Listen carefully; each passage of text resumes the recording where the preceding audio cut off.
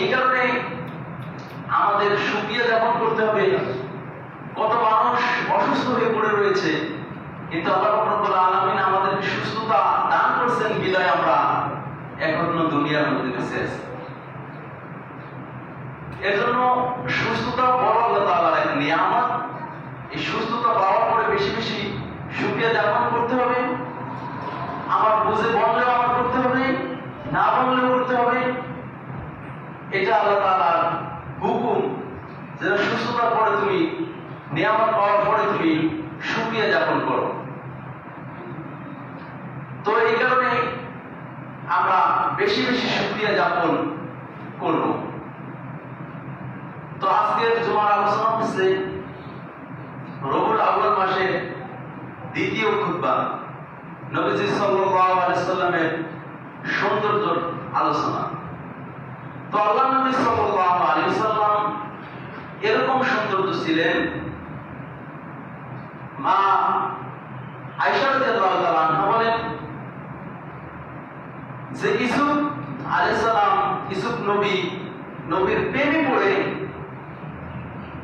বাদশার স্ত্রী জুলেখা যেরকম ভাবে পাগল হয়েছিলেন, এরকম তাদের বান্ধবীরা হাতে খড় কাটতে লাগে কি হাত কেটে ফেলাইছেন। ঘটনা সবাই জানা, তো সংক্ষেপে কিছু আলোচনা।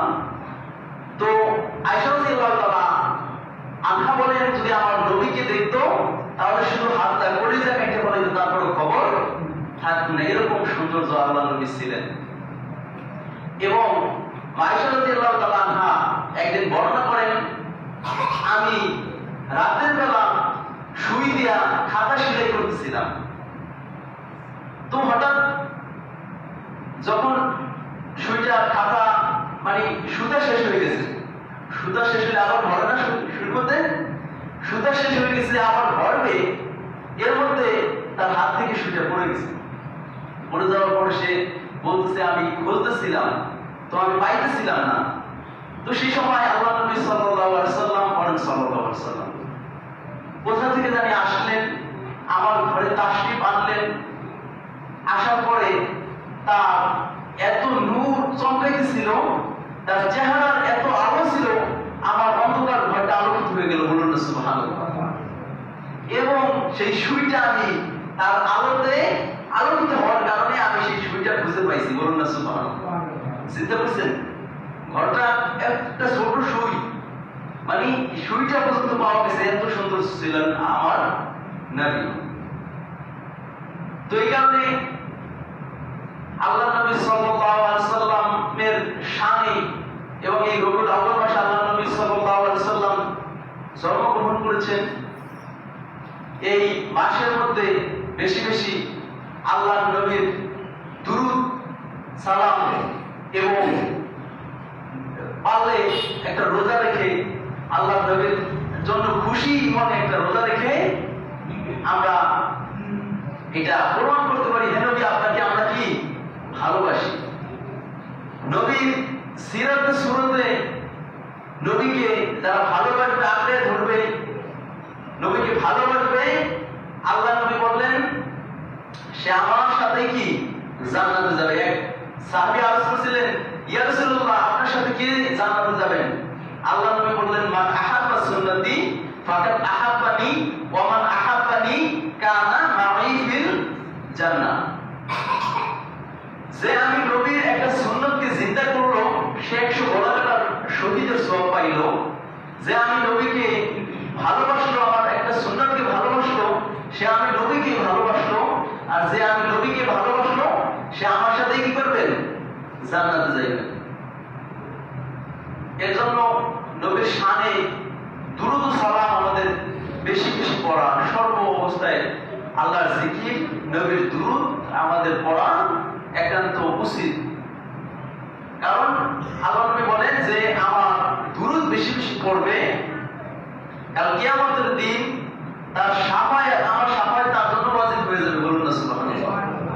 বেশি বেশি পড়লে, এই কারণে আমরা দুরূদ সালাম বেশি বেশি, যেরকম ভাবে আমাদের মসজিদে ঢোকার সময়ও কি দুরূদ সালাম।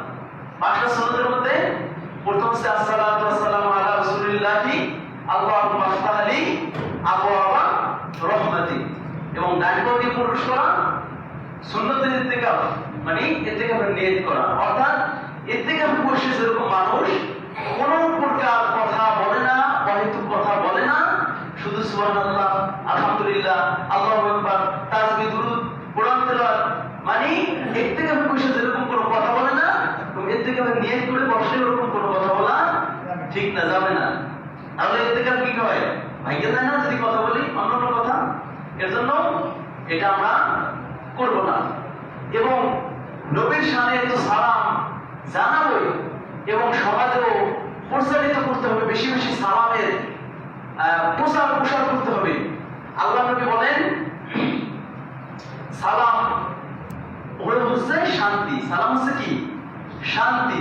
সালাম আল্লাহ তাআলার একটা গুণবাচক নাম, এই নামের অর্থ হচ্ছে শান্তি। এটা বেশি বেশি প্রচার করবে।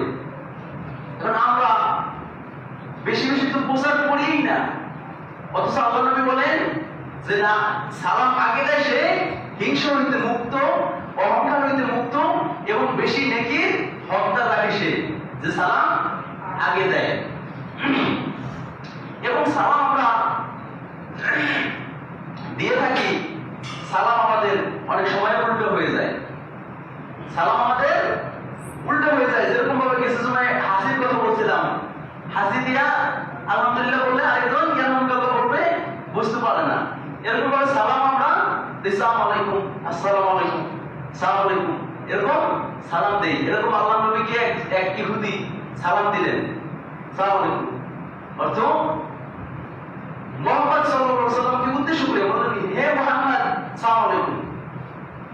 আয়েশা রাদিয়াল্লাহু তাআলা আনহা শুনলেন, সে রাগান্বিত হয়ে গেলেন। এর অর্থ হচ্ছে, হে মুহাম্মদ তোমার মৃত্যু হোক, তোমার মৃত্যু হোক।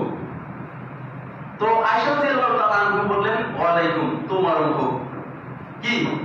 তোমারও হোক। মানে আল্লাহ নবী বললেন, আয়েশা এটা তুমি স্বাভাবিকভাবে বলতে পারতা, এটা ওরকম রাগান্বিত হয়ে বলার প্রয়োজন ছিল না। তো আল্লাহ নবী ইহুদি, খ্রিস্টান, এরকম অন্যান্য জাতিদেরকে আগে সালাম দিতেন না, তারা সালাম দিয়ে কটূক্তি করতেন, সালাম দিতেন, বদয়া করতেন আল্লাহ নবীকে। সালাম দিতেন ওরকম যে না, তোমার মৃত্যু হোক। সালাম অর্থ কি? শান্তি। আসসালামু আলাইকুম ওয়া রাহমাতুল্লাহি ওয়া বারাকাতুহু। সালাম দিলাম এক লোককে, আপনার উপর আল্লাহর শান্তি এবং রহমত বর্ষিত হোক। আপনি কি বললেন? ওয়া আলাইকুম আসসালাম ওয়া রাহমাতুল্লাহি ওয়া বারাকাতুহু, আপনার উপর আল্লাহর শান্তি এবং রহমত বর্ষিত হোক। এখন এইটা যদি বর্ষিত হওয়ার জায়গায় যদি কই আপনি মরিয়া যান, কেমন হয় না? আসসালামু আলাইকুম আপনি বলেন, আর আমিও যদি বলি ওয়ালাইকুম আপনিও বলেন, কিরকম হবে সেটা? এই কারণে সালাম যদি সহিষ্ণুভাবে দিতে পারেন তার সমস্যা নেই, আর না দেওয়া অর্থটা একেবারে জরুরি দিতেই হবে এরকম না। যদি সহিষ্ণু না হয়, দিয়ে নিলে তোরে মানার দরকার কি? মানানোর দরকার আমি বলবো, ঠিক না? এই কারণে সালামটা আমরা ভালোভাবে শিখবো এবং সালামটা ভালোভাবে দিব। মনে করেন ছোট এখন প্রশ্ন হতে পারে, ছোটরা সালাম বড়কে দিবে না, বড়রা ছোটকে দিবে। অথচ আল্লাহ নবী সাল্লাল্লাহু আলাইহি ওয়াসাল্লাম ছোট বড় সবাইকে কি করতেন? সালাম দিতেন। সালাম দিতেন, তারাও কি আল্লাহ নবীকে আবার আগে আগে দেওয়ার চেষ্টা করতেন। আপনি 5 দিন একটা ছোট বাচ্চাকে দিয়ে দেখেন, আপনাকে দেখবেন আবার দেওয়ার জন্য সে প্রস্তুত। এই কারণে আপনি ছোট তাকে যদি সালাম দেন, বা আপনি বড় যদি তাকে আরেকজনকে সালাম দেন, তাকে আপনি দোয়া করলেন, আপনারও কি করলো? সে দোয়া করলো। এখন সালাম আবার কয় জায়গায়, কিছু কিছু জায়গায় সালাম দেওয়া সম্পূর্ণভাবে নিষেধ। সেটা হচ্ছে নামাজের মধ্যে বা মসজিদে ঢুকে যদি দেখতেছে এক লোক কোরআন তেলাওয়াত করতেছে, ওই অবস্থায় সালাম না দেওয়া উচিত। এবং এক লোক নামাজ পড়তেছে, সালাম ওই অবস্থায় না দেওয়া উচিত। এবং টয়লেটে, প্রস্রাবে কেউ ঢিলা দিয়ে দাঁড়ায় আছে, কেউ প্রস্রাব করতেছে, ওই অবস্থায় সালাম দেওয়া নিষেধ এবং ল নিষেধ। একজন সালাম মনে করেন ভুলে দিয়েই দিছে, ওই সময় সালাম ল নিষেধ। এবং মহিলাদেরকে, যেই মহিলাদের আল্লাহ নবী বলেন ফিতনার আশঙ্কা হবে, সেই মহিলাদেরকে সালাম দেওয়া যাবে না, এবং মহিলা ও পুরুষদেরকে সালাম দেওয়া যাবে না। এখন প্রশ্ন হচ্ছে, এই এলাকার মনে করেন দাদি নানি আমাদের যারা আছে এলাকার মধ্যে পরিচিত দাদু নানু এরকম ব্যক্তি, তাদেরকে সালাম আমরা দিতে পারবো। এবং এবং সালাম আমরা তাদেরকে এইভাবে সালামটা দিব যে না দোয়ার উদ্দেশ্যে দোয়া করবো।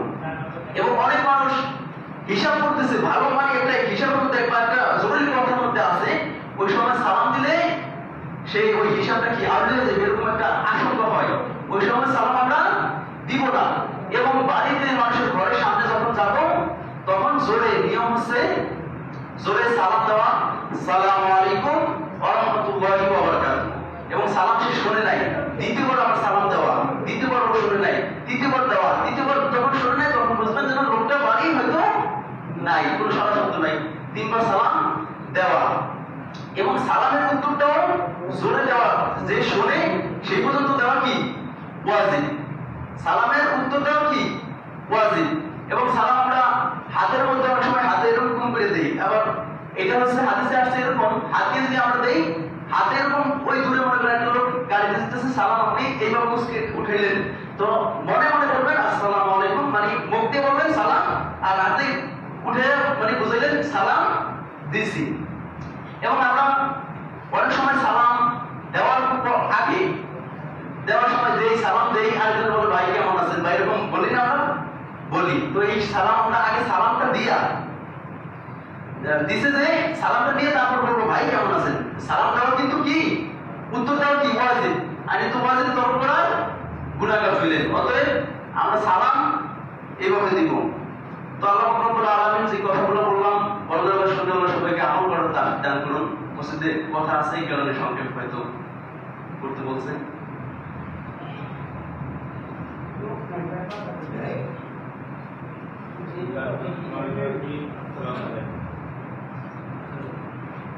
গত সপ্তাহে অবশ্য বলছিলাম যে স্কুলের বেতনের টাকা নিয়ে আসেন সবাই, তো তারা আনছেন, তারা বেরোতে পারেন। তার কারণ আমরা জানুয়ারি মাস থেকে এই পর্যন্ত বেতনের টাকা দেওয়া প্রায় 52,000 টাকা না, শুধু বেতনের টাকা। আর টাকা হচ্ছে আমাদের প্রায় 41,000 টাকা। এর মধ্যে অনেকের আমার টাকা 12 মাস দেওয়া আছে, আমি রানিং মাস থেকে বেশি বেশি দেওয়া আছে, এগুলো লই, তার মানে তাদের অনেক টাকা গ্যাপ আছে। এর মধ্যে আর কিছু টাকা আছে, যেমন আমাদের ওই চাকরির টাকাটা 8,000 টাকা আছে, 8,350 টাকা, তার ওইটা হইলেও আমাদের প্রায় 3,000 টাকার মতো শর্ট থাকে বর্তমান মাসের বেতন দেব, মানে মানে ঘাটতি। বেতন তো হয় না, ঘাটতি আছে, তাই না? 11,000 উনি 8,000 বাদ দিলেও 3,000 টাকা ঘাটতি থাকে, তারপর তো বেতনের টাকা রয়েছে। তো অনেকেই বেতন টাকা দেন না, আগে দেখতাম প্রতি সপ্তাহে দিয়ে আর আমরা যদি বেতনের টাকা না দেন আমিও টাকা দিতে পারবো। যেহেতু আপনারা আগেই বলছেন যে 100 টাকা থেকে তাদের বেতন দেওয়া না হবে, আর যদি বলেন যে না ঠিক আছে তাকে থেকে দেন, যদি কোনো সময় আবারও চাই এটা নিয়ে সার্ভিসের মতো নিয়ে তাই সে কিন্তু দর্শকরা সিদ্ধান্ত দ্বারা আমার এখন করার নেই। আর হুজুর, আমি কোনো আলোচনা আছে